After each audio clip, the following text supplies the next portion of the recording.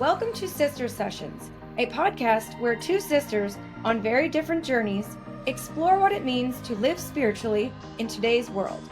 My sister, Jenny Fairbank, is the co-founder and spiritual director of Wisdom Pathways, a yoga and meditation teacher, and a somatic healer devoted to guiding others toward inner peace. And I'm Susie Gustin, a mom of three, producer and owner of Red City Live Entertainment, embracing life's joys while searching for deeper meaning. Together, we have honest, relatable conversations about finding balance, purpose, and connection in everyday life. So, settle in. You are exactly where you need to be. Welcome to Sister Sessions. Hi, thank you for joining the Sister Sessions podcast. I'm Susie Gustin, and I'm here with my sister, Jenny Fairbank. Hello, sister. How are you? Great. Yeah, how's it going?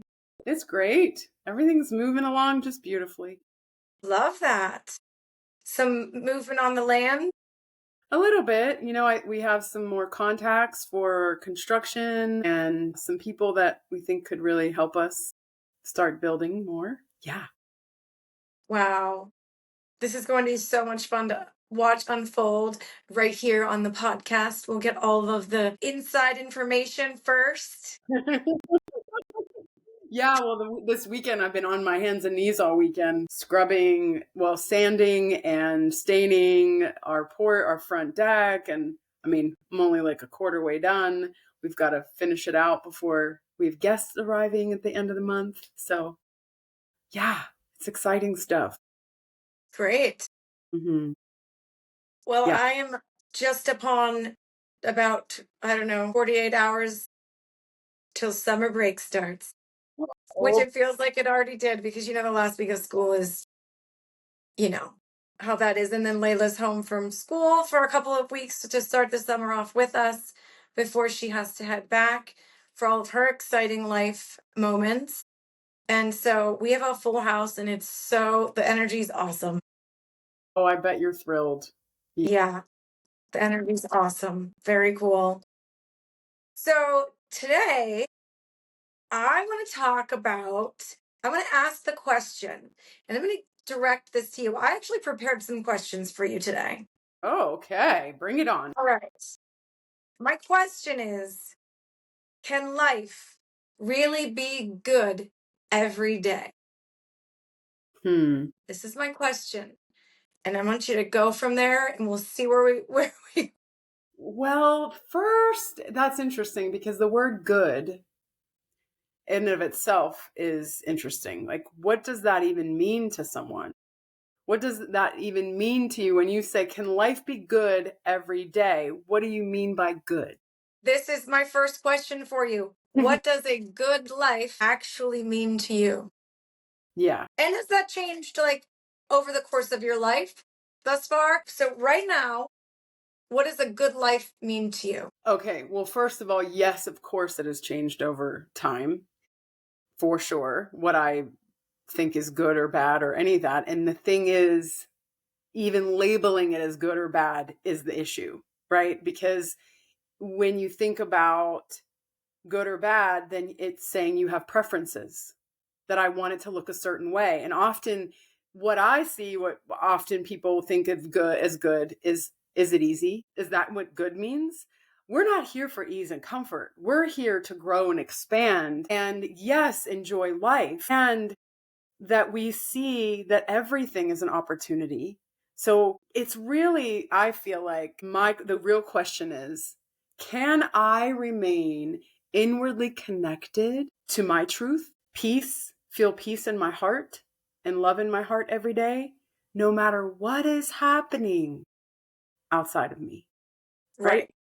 That is, to me, if you want to say the word good, that would be that. So are you kind of trying to say that life can be painful and good at the same time? Yes, absolutely. And I wouldn't even say good. Good is difficult, I feel like, because again, it goes back to. Do you ever hear the people say they have it so good? She has it so good. Do you know what I'm saying? People projecting that idea that life is so good for other people. So this is why I want to get into, can't we all have it so good if we reframe what good means? Absolutely. Absolutely. That's the whole point, Suze. It is saying that your life is easier than my life or better because you have more or it looks easier. I mean, isn't that what people are really saying when Yeah. they say what you just said, right? Like, Yeah. what does all that mean, right? Oh, you have more money or you have more luxury or you have more time or, so it's this compare and judge, comparing and judging versus really looking at your life and saying, no matter what my circumstances, I have choice on how I feel about my life and how I see it. It's all perspective, right? It's all perspective because good doesn't mean easy. Yeah. Like, how do you feel? You often say life is not happening to you, it's happening for you. So if you're in a life moment where it really does not feel like this is happening for me, this is happening to me, and this is pissing me off, and I'm not okay, what do you do in that moment to, I mean, that we're talking about somebody here that doesn't meditate on a regular basis, doesn't do the daily work necessarily, but wants to hear, when I'm in this situation and life is happening to me, how do I reframe that this is actually for my highest good? How do I stop being mad when I'm so mad in that moment? And I'm just like, don't tell me that it's happening for me because this is bullshit and you don't understand.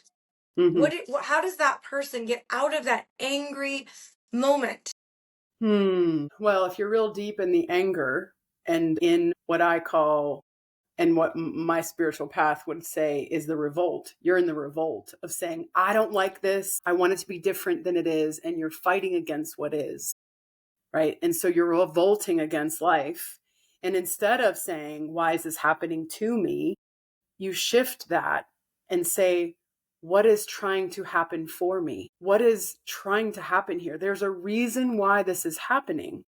And maybe I don't understand it right now, but if I can go inward and look at how can I show up in my highest light in this situation?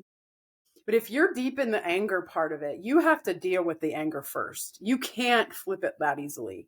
So you have to really allow yourself to feel what you're feeling, acknowledge the emotion, don't disclaim it, discard it, regard it. Don't throw it away. You have to, because you can't unless if you deal with it. It will just shove into your consciousness and be stored there. So you really want to acknowledge, okay, I'm feeling really angry about this. I don't like what is happening. Breathe, go inward, allow yourself to feel the anger. Okay, why am I so angry about this? Well, because I want it to be different than it is, because this shouldn't have, couldn't have, why, all the things did Yeah, it yeah. to me. And then you become a victim. You victimize yourself to say, again, it's like that whole thing you said, why is this happening to me? What's wrong with me? Why is this me? Why does God hate me? This kind of words that people will use. Instead, again, it's like deal with the anger, move through that and talk to yourself and say, okay, is this warranted to be angry about?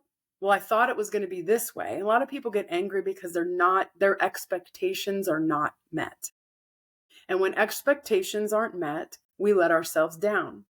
And so we have to look at, okay, I always love to say, well, this is what I'd like to experience, this or something greater. Maybe there's Mm-hmm. something completely different that needs to happen here. And I trust that. Mm-hmm. So it's really trusting in the flow of life. And if you are in a place you're in a situation that you don't like, that is bothering you, that is hurting you, see what you need to do to change it if you can. Mm-hmm. And if it's out of your control, if the situation is out of your control, then the highest way to deal with it, the highest way, and I know it's not the easiest way, but the highest way is to truly accept it and say, okay, I surrender to this, that which is out of my control. And I look at how can I grow from this? Where does my strength lie? How can I build strength in this? And maybe I can't be happy about it, but maybe I can bring in some wisdom and guidance for myself, tapping into my higher self and saying, what's needing to happen here? Maybe I need to do something that I don't really want to do, that I'm afraid to do, which is Yeah. opportunity to grow, because our whole job is to move through these fears and not be afraid. So, Yeah. I always say that I feel like you can really tell who a person really truly is when things aren't going their way. Because when things are sunshine and rainbows and people are smiling, it's like, okay, well, you just washed your car, you just spent $100 on washing your car, and then the thunder that you weren't expecting just hit, and now your car's muddy. Some guy just passed it and splashed all over it. That's who you really are. How are you going to react in that moment?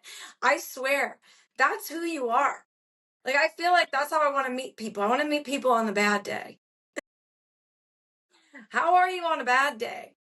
And then how do you shake that if that happens to you and not let it ruin your whole day? Like, you're that guy or gal who just spent $100 on your detailing your car, and the thunder hits and the guy splashes the mud on it. How do you not let that ruin the rest of your day? yes. Well, it's always a choice, right? I mean, you have to become present with yourself and not just let the energy of that anger or frustration take over. And then you hold, what happens when you let it ruin your whole day is you hold on to it, and then you keep talking about it. Well, this just happened, and I can't believe this happened to me. Yeah. So you don't, first of all, you stop talking about it. You look at it as, and you, if you can, if you're in a mode of working with yourself, you need to start laughing about it. Oh, that's, if you can. Not always is that possible, but ideally, like, laugh about it and say, okay, I hear you, universe, I guess I wasn't supposed to have a clean car today. Or your coffee spills on you in the morning. Oh, wow, my shirt's ruined. Who cares? Like, laugh about it and have a story to tell all day if you can't change your shirt, Yeah. like, it's all your perspective. It's your choice every moment. And if you can rise up and above those tests that are, because I see them as tests to help you to grow.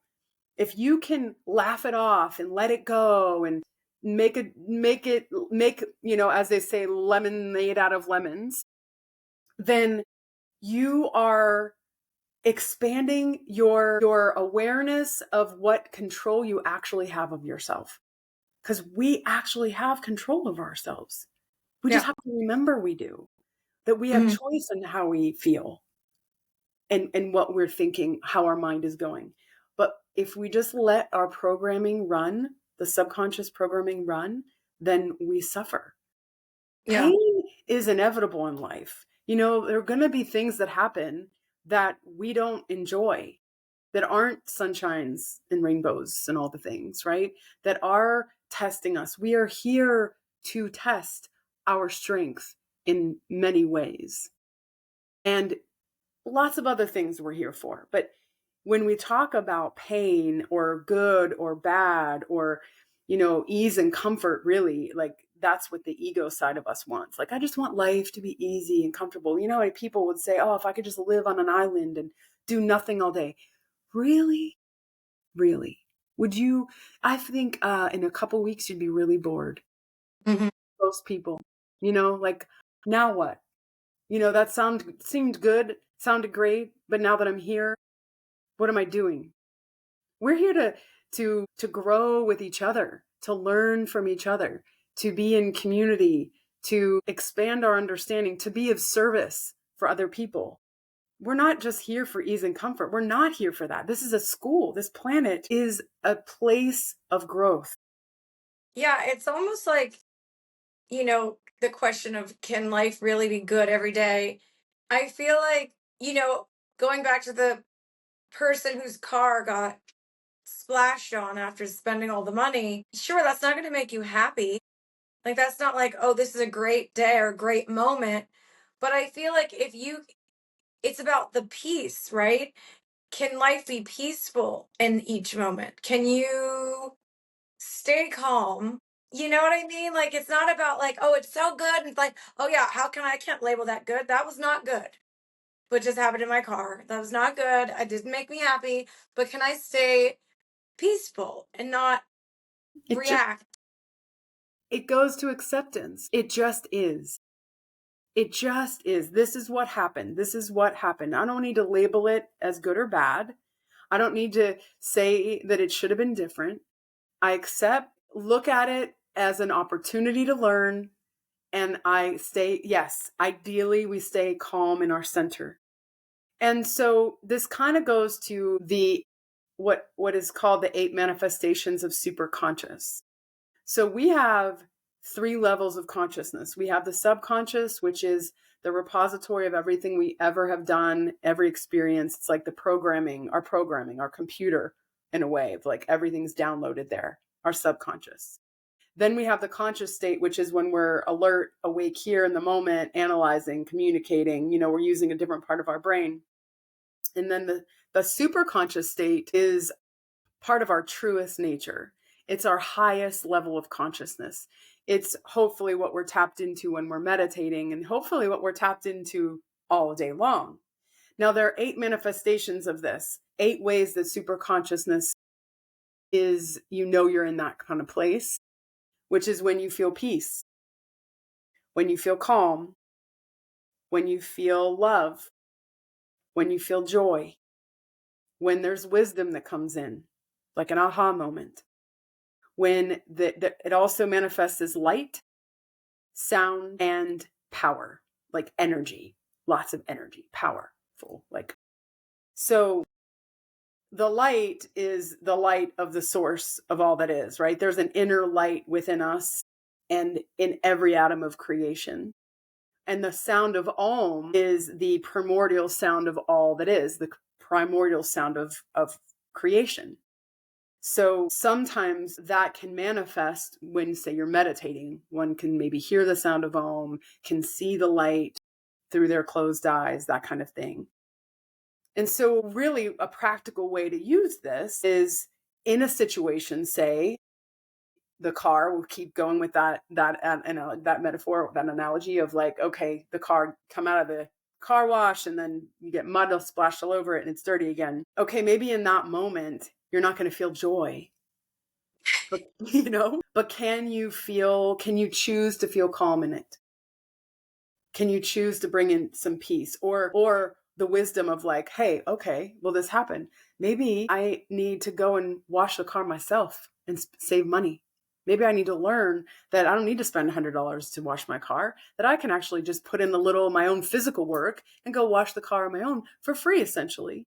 And if it got muddy, who cares? I'll just wash it again. And below $100 for no reason, with that kind of thing, right? These 8 manifestations, to utilize them on a daily basis is really powerful because it's like, okay, which one can I pull on? Can I be in that state, in one of those states? There's always a way that you can, right? And if I can't feel peace, well, then maybe I can choose to take a deep breath and be in a place of finding my inner light right now. Can I find my inner light? Can I just know that there's an inner light inside of me? Or can I pull on some wisdom? What would Jesus do? Remember those bracelets a long time ago? I love that, right? What would Jesus do in the situation? I love that because you look at it, Jesus isn't going to be upset. He's not going to rage against it. He's going to feel peaceful and say, okay, that's what happened. That's what we're aspiring to, by the way. You look at these great saints and you look at this beautiful soul of Jesus, the Christ, who was completely in a Christ consciousness centered space, who was completely liberated. That's where we're headed. That's our destination. So it's good to ask that question, I think. Or you can ask, what would Jenny do? I am not kidding you. Kidding. Swear, no, I was literally like, maybe this episode should be called I Swear to You, What Would Jenny Do? And I figured I don't need to call it that because I'm asking you, what would you do? You know what I mean? Yeah. No, it's true. I feel like, God, you hit it all. I mean, here's some practices though, because I think it's important that, you begin your day, with this inner connection, just to set the tone, right? And we kind of touched on this before, but even if you're going to be coming up, especially to a difficult day, say, like you have to deal with something difficult and it's coming for whatever reason, right? Yeah. Right. To just pause for a moment, even before you get out of bed. I love to just put my hand right on my heart in the morning before I get out of bed, say, thank you, God. Thank you for another day. Thank you for another opportunity to be of service. Thank you, thank you, thank you, thank you. And, just something that simple, having some gratitude, say a prayer, do whatever it is to connect you with your source of Hmm. you and say Yeah. thank you. And that moment of gratitude, that moment of prayer, that moment of connection, saying an affirmation sets the tone for your day, saying, I know I can handle whatever it is that's in front of me, because it wouldn't be happening if you weren't ready for it. God only gives us what we can handle. And that famous quote by Mother Teresa, God only, what is it? It's on a little. The prayer. Yeah. Give me what I can handle. And I know what you're talking about. No, I think you're thinking That's about. a serenity prayer. Yeah. Yeah. No, I'm talking about Mother Teresa saying, God only gives me what we can God only gives us what we can handle. I just wish he didn't trust me so much. That's what she said. Oh, that's funny. Yeah. Yeah, that's funny. So, so what about the person that's like, I don't do this Jesus stuff. So you guys lost me. Totally. Yeah. I mean, you don't have to do the Jesus stuff, right? I mean, it has not, another, anything that inspires you, anyone that inspires you that you look up to in any way, even, a different kind of saint. I mean, there are millions out there, really. I mean, there are so many saints that we could pull on, whatever your faith is. If you have no, religion or any of that, it doesn't matter. That's not important, because we're not talking about religion here. That's a whole nother story. Oh, We're yeah. talking about, someone who, who would show up in a way that you want to show up, that you look to say, and maybe you don't have anyone yet for that, and that's okay. But there's a lot out there to see, like, hey, this is a person that the way they live is what I want to aspire to be like. Yeah. And not that you have to have that, by the way. It's just, it is kind of helpful. Yeah. And I like the question of, can life really be good every day? Because you often hear people say life is unfair and life is hard.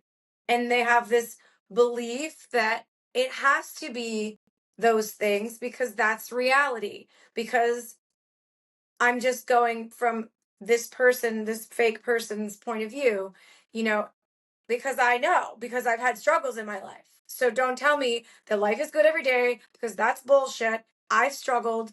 Maybe I'm struggling right now, you know? And so, can life really be good every day? I do think that, like, now re answer that question from where we are now. You want me to answer that question from where we are now? Well, it's not, I can't answer it in that way, Suze, because it's not about being good. Well, you're answering it. Yeah. Right. It's not, Elaborate on that. it's not about being good. It's what you're really saying is, can life be perfect or free from difficulty every day? That's what you're Yeah. saying, right? Yeah. No, life is not perfect and it is not free from difficulty. You want to ask yourself, can I remain inwardly connected to my truth, to be in peace and love every day, no matter what is happening outside of myself? No matter what my circumstances, can I choose to be in peace? Can I choose to be connected to myself? And can I trust that no matter what is happening, it is coming for me and it's working through me to help me awaken? Because that's Okay. So, can life really be good every day? You answer, fill in the blank. Life can be really blank every day. What?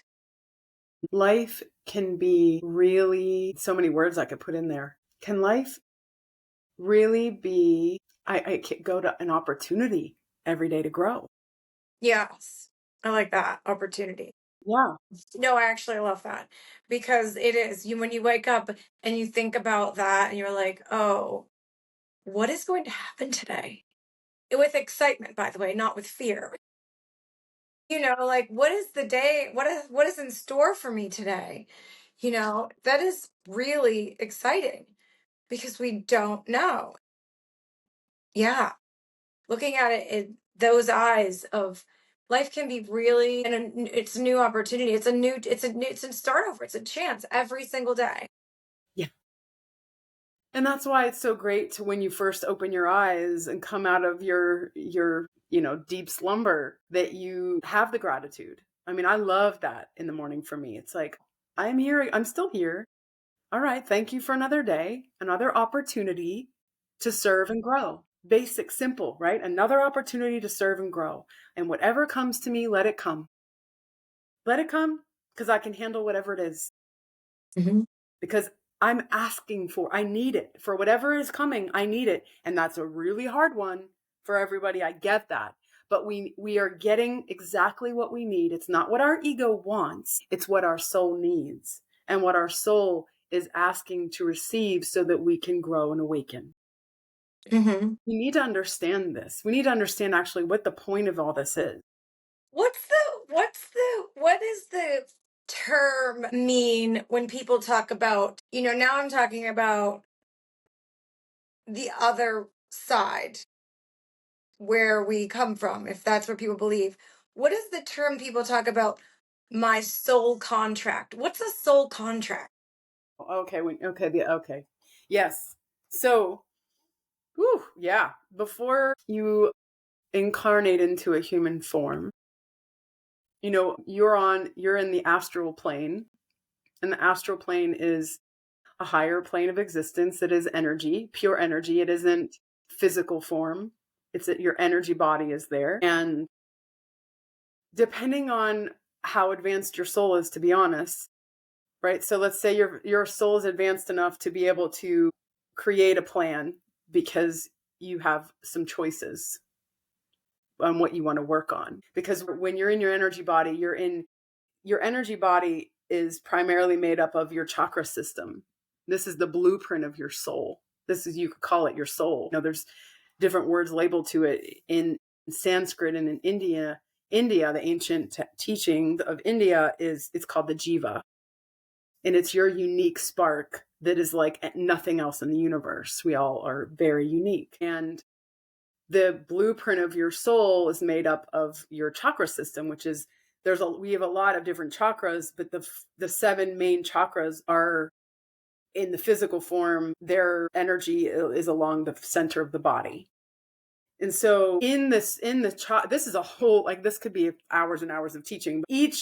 Chakra means wheel. That's what that word means. And so it's this whirlpool of energy. It's a circular energy form there's 7 of them, like I said, along the center of the body when you're in a physical form. And they're made up of whirlpools of energy.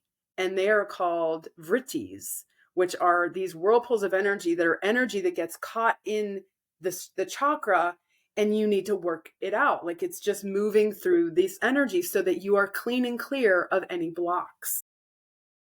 So Okay. when you're in your astral body and you know what blocks you have, you know what you still have to work on: fears, holding on to resentments, holding on to anger, all kinds of things that we keep with us when we leave this physical body. They don't go away. We are still us when we leave this physical form. We're in the astral plane, and we're with our guides, and we're with other souls, and we're like, okay, I'm going to go back to Earth, and I want to work out this fear, and I want to have this experience, and I want to do this, and I want to have this kind of environment because this is going to be conducive for my growth.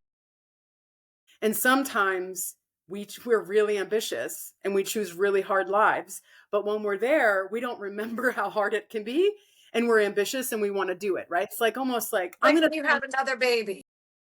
Yeah, that was good. Yes, that's a great example. I was like, okay, I was going to say an example, but yes, that's a great example, Suze. Like, you're like, yeah, I can have another baby. I forget how painful it is and how difficult it is the first year and blah, blah, blah, right? But I want a baby because I want to do this, right? And we want to grow and we have ambitious. So we come here and then we forget because we have amnesia on purpose so we can fully immerse ourselves in this matrix. And we don't remember who we are. And then we have to remember. And then we go through these really difficult things. So where's the soul contract? Oh, yes, sorry, I'm going back. So I'm going ahead of myself. So that's the soul contract is saying, okay, I'm contracting that this is my experience is going to be who I'm going to connect with. And I'm going to marry this person. And I'm going to, not every detail of your life is mapped out, but the big things. And of course we have free will. So we can come here and say, I'm not doing that.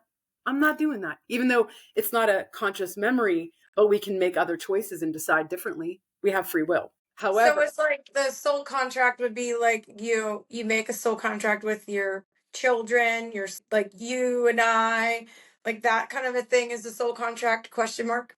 yes. Okay. Yes. And again, it can change. It's not always that, just because it's like in real life here, right? You can have a contract, but things can shift and you don't always abide by the contract, terms.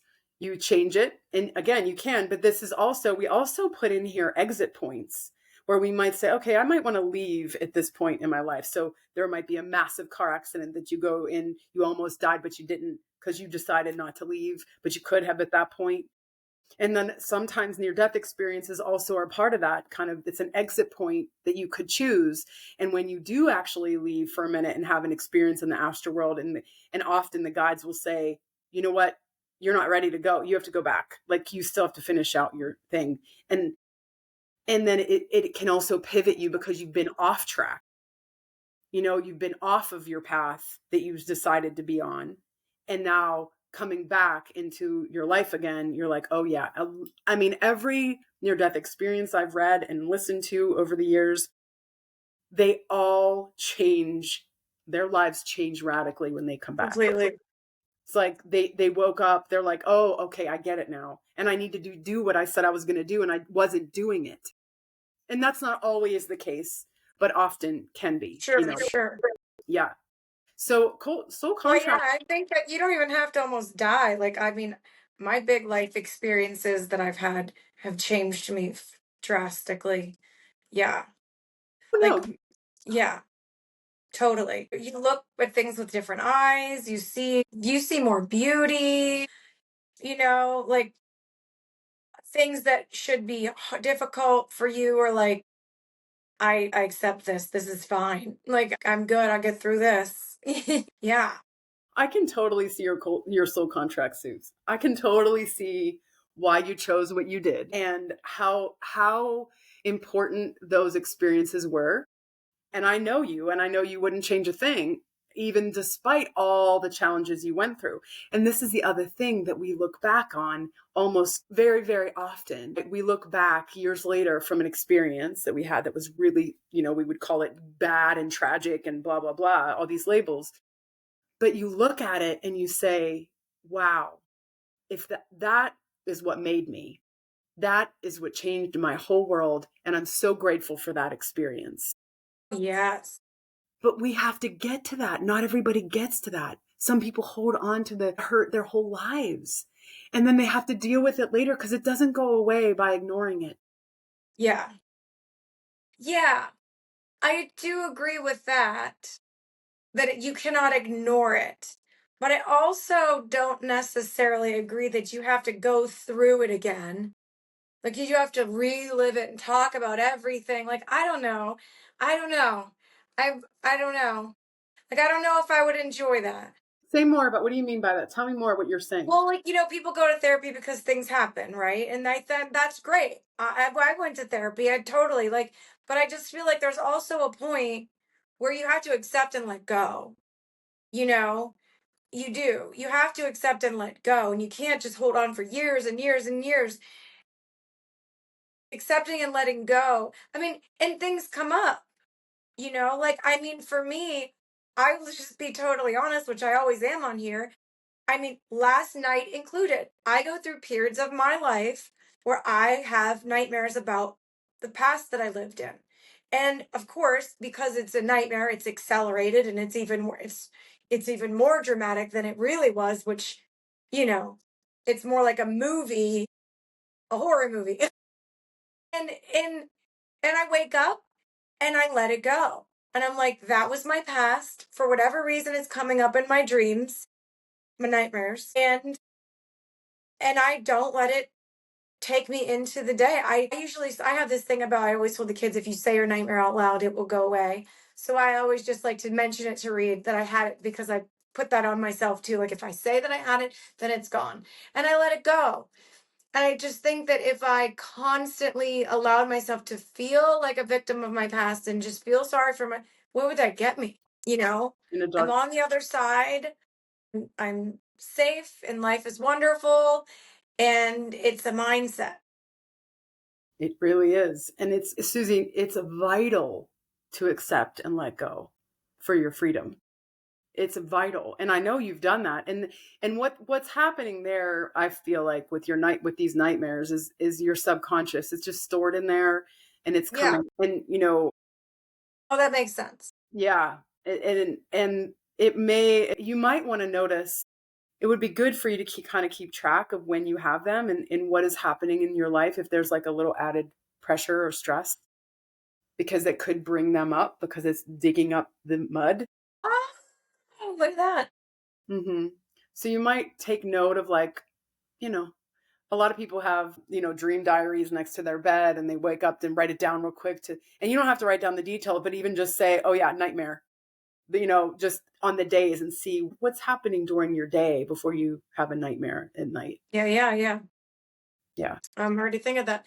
Yeah, that's super interesting. And I think that the idea of the soul contract really, for me, this is for me, kind of makes things seem a little like sometimes you can be like, nothing makes sense. Life just doesn't make any sense. And I feel like if you like think about a soul contract, then it starts to make a lot of sense. And you're like, oh, wait, I chose that. Oh, I chose this? Okay, that makes sense.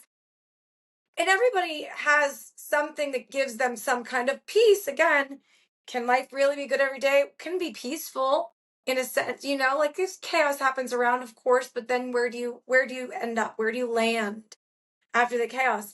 And I think that for me, a soul contract it makes me feel like things do make sense instead of feeling like nothing makes sense, which Mm, is a little more scary. But a soul contract is like, oh, I chose this. I chose this. yes, it definitely puts perspective. It can also be really challenging. If you say 15 years ago, 20 years ago, if I told you you chose this, Right. would you have been able to accept that?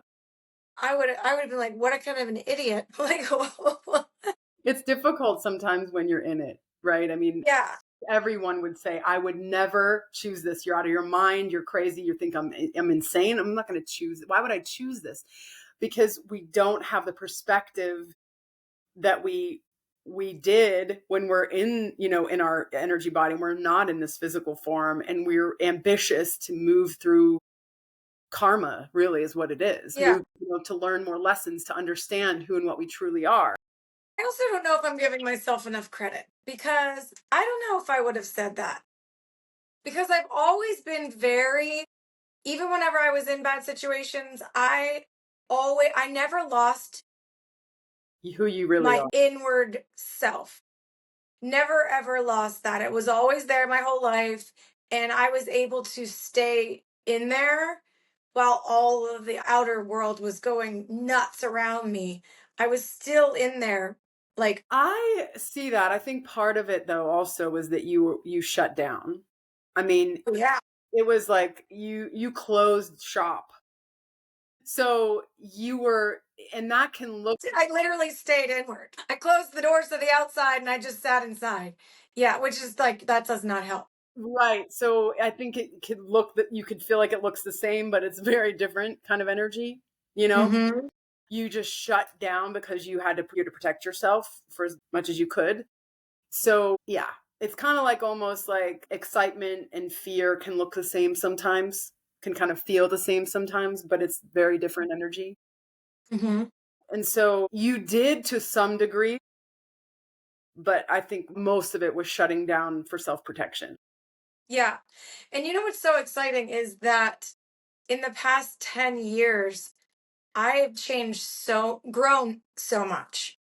And it's like I had time and freedom to do that for the first time, to actually grow on what was happening inside of me instead of just holding on to what was inside of me because everything around me was so crazy. And it's like now I feel like the sun is shining on me and I can grow. And that's what the past 10 years have felt like. And I, 5 years ago, totally different person in a sense. Like choices that I made, things that I did, just kind of rolling with things more than making my own decisions. And yeah. Mm-hmm. I want to share this with you, and I want to share it correctly. And I don't know if I can, but I saw this recently and it was really powerful, talking about trees and how they grow. And that, growing down in the earth, if you look at the tree underneath the ground, right, it grows all these roots and expands out into the earth. And then it grows up and expands up into the sky, right? And if it's kind of looks equal when you pull it back, and if you could see Oh, yeah. it's growing down as much as it's growing up. We're doing that. Like, the inner grounding down inward into ourself, expanding up and out. Like we have to go inward to go upward. The roots have to grow down in order for it to grow up. If the roots don't get solid down there and aren't solid in their rooting system, it's not going to grow and bear fruit, the tree, Mm-hmm. right? And it's the same with us. If we don't go inward, I'm talking about meditation, going inward and connecting to our highest self and nurture that part of us. Those are our roots, the roots of who we are. Like we go inward and grow that part of our inner life, then our outer life expands too. And I'm not saying it's going to be perfect or all that stuff, and it's not going to be beautiful all the time. Right. It's going to be twists and turns. Well, yeah, you often talk about also honoring our emotions. So, how do you tell someone to honor their anger? Because when a lot of people think that, anger is not good, being angry is bad. So, how does someone honor their emotion, their angry emotion when they're angry? How do you honor that when it's supposed to be a bad emotion? Right. And well, it's labeled a bad emotion. It's not, again, it goes to just really frequency. It's energy patterns. Anger has this low frequency and it's heavier in energy. So when you experience that, you literally feel that heaviness, like, oh, I just want to, yeah, kind of, you literally want to even go inward, like not inward, but downward. Right. Yeah. And so honoring it by acknowledging it is how you honor it. Even by saying, I feel angry. Because that in the physical brain, it changes. It takes it from the amygdala and the limbic system of the reptilian part of us that is primitive, of like, I'm angry and I'm going to do something about it, right? Because I want it out of my system. And I react and maybe I hurt somebody or myself. That's the low way of expressing anger. When you say feel angry, it moves automatically from that limbic system up into the prefrontal cortex of the brain, which is we call the executive brain, which is the higher functioning brain, the most advanced part of our brain that reptiles don't have, that no one else on the planet has but humans, where we can be logical and we can think through things and we can make sense of things. So when you just say, by naming, I feel angry, you're already honoring it. You're already shifting the attention. And then you work with it consciously. Okay, what do I need to do with this? Well, I don't want to yell at somebody. I don't want to punch somebody. So maybe I need to go for a run. Maybe I need to go for a walk. Maybe I need to do some push-ups and get this energy out. Maybe I need to push against the wall. Like there are somatic What about the person that says, instead of saying, I feel so angry right now, what about the person that says, I am effing pissed? Does that count? Yes. You can say it how you want to say it. Acknowledge the emotion. I mean, definitely acknowledge the emotion, right? Like, okay, if that word equals anger to you, okay, sure, right? I'm so frustrated right now. Breathing is the best tool to move energy. And that's why running or walking is like you're breathing, you're moving, you're getting the energy out, right? You're moving, you're moving. Breathing, just so if you can't go for a walk or leave the house, or leave your office, deep breaths, calm your, like you got to move the energy. That's the key. Move it out and say, okay, what do I need to do with this? Maybe I need to have a conversation with somebody. Maybe I need to take some action, but I want to take that action in a high level, not in some primitive, rage against the machine level that is going to do nobody any good, but hurt you and the other people involved, right? Okay, you might feel better at the other end, but then you're going to maybe feel sorry that you punched somebody or did something, Right. Yeah. It's powerful stuff and really, really important because, man, if you start working with your energy in this way and you choose how you think and how you feel, imagine how different the world would be. Everyone took responsibility for their own energy, their own stuff, and didn't blame others, didn't project it, didn't judge other people, didn't compare yourself to other people. And you just said, okay, I got to deal with me. I got to deal with my consciousness. This whole game here is about consciousness. This whole human experience is conscious. It's all consciousness. This is everything. Consciousness is everything. It's what the universe is. It's all just a conscious energy, a conscious manifestation of this one source energy. Quite magical. Wow. So can life really be good every day? Just really depends on what good means to you. What does good mean to you? Yeah. It's all perspective. Yeah. I'm Yeah. going to say yes. I would That's say my yes. answer. If I say yes, if good means to be awake, alert, Yes. to be in willing to grow and rooted in who you really are. If that's what good means to you, then yes. Yes. Be awake. So is being awake being the observer all the time? Yeah. Being the conscious observer. Conscious observer is what Ram Dass always would say. And I really like that. Like is that what he said? Yeah, I think that's what he said. The conscious observer. And we are. Yeah, if we're watching, this is a beautiful show, right? We're watching it, we're a part of it. We get to experience this little tiny part of this whole world, just even this earth. We get to experience this tiny little piece of what 8 billion people on this planet are experiencing, a tiny little piece of the whole. And we get to watch it. And when this is where, again, I just can't help but plug meditation because this is what happens, right?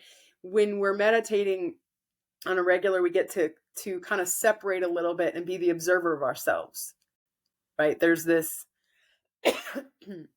excuse me, this part that is watching always, which is our highest self, watching and observing our life. And then our ego gets really caught in it and is running the show.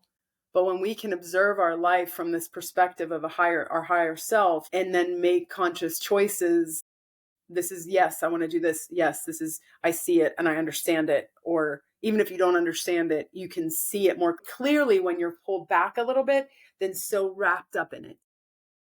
Right? So there's that little bit of separation that happens when you meditate where you you can observe yourself. You can see what's going on in your thoughts. You can observe the natural breath.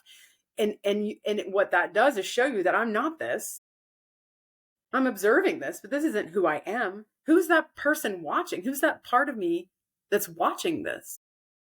I'm watching the thoughts. I'm watching this happen, but I'm not this. That's powerful. So it's waking up to the game, the matrix that we're in, this symmetry. What is the word? Simulation. That's the word I want to say. The simulation. We're in it. We're watching it. It's like we're watching a movie. And we're a part of the movie. And it's fun. Is it possible for people to feel joy even if their circumstances don't change? So they are not in the circumstance of their ideal situation. Can that person still find joy inside? Absolutely. Joy is within you all the time. It's part of your nature, of your existence. It's part of the 8 manifestations of super consciousness is who you are. Joy is one of those. Joy is within you. And then maybe if you can work on tapping into that joy, that your circumstance might get a little bit better when you didn't even think it could.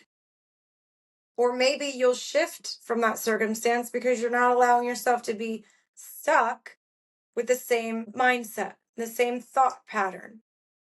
So if you can find, I'm figuring this out right now in my head. If you can find the joy inside of you, that might start to erupt the circumstances that you're in a little bit and get them moving, and then maybe they will move away. You're onto something, Suze. Yes. I feel it. Yeah. Look, we're a projection of our consciousness. What we experience is a projection of our consciousness, what we need to remove the blocks, to grow, to expand. And if you're in a state of joy, if we feel joy, we're going to reflect joy. We're going to project joy.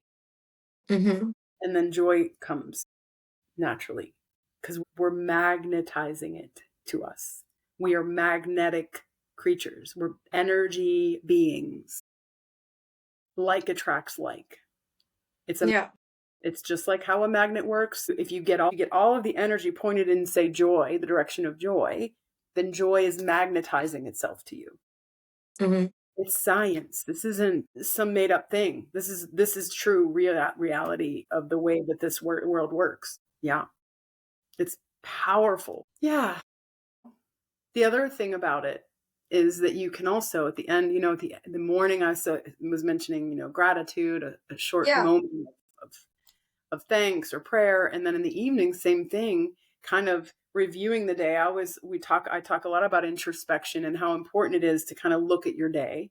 And I always call them the 3 L's, which I'm sure I mentioned this here on some time in the podcast of like, you look at your day, you look at all the things and how you showed up and how you could have done better. So you look and then you learn, okay, how could I have done better? And was I choosing joy today? Was I okay with, when my car got dirty? How did I handle all of this? So you look, you learn, and then the 3rd L, which is the most important, is to let go. Let it go. Okay, well, tomorrow's a new day, but I learned from this and I won't repeat the same thing tomorrow. Because if you don't look and you don't learn, you don't change. You keep going the same thing. And then the car happens again and you're like, and you freak out. And then, you're not learning anything. And you're deepening the pattern in your chakra system. You're making it worse. You're making it bigger because you keep feeding it. Remember, whatever you feed grows. If you don't feed your plants, they're going to die. If you don't feed your fear, it dies. All right. So the car splashed on your car, your clean car. You just spent $100 to get detailed. And how would you right now? How would you react to that? Like an honest answer. Like how would you react in that moment? I know what I would do. If the car, I would probably start laughing, and I think I would start. I would very, very first thing I'd be like, oh my gosh, I can't believe that just happened. Oh my gosh, and I'd have to breathe, and I'd be like, okay, well, it is what it is. Like, what am I going to do? Okay, what's trying to happen here? What am I supposed to learn? It's always where I go to.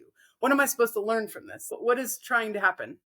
And then maybe it'll come to me, and maybe it won't.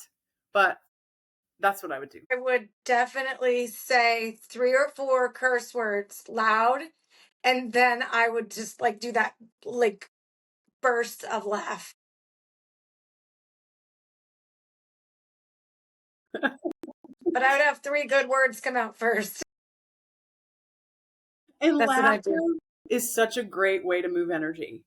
It really moves energy and lightens you up. I mean, you literally, we feel lighter when we laugh. Joy comes in, and so you're actually really bringing in you're in higher consciousness. You're in super consciousness when you're laughing because usually you're in a state of joy, right? It's great. Cool. Well, life can really be good every day. It can. The sun is always there, whether we can see it or not. It's good words for Pittsburghers. Mm-hmm. It is there, I promise. It's shining on us today, so I'm Good.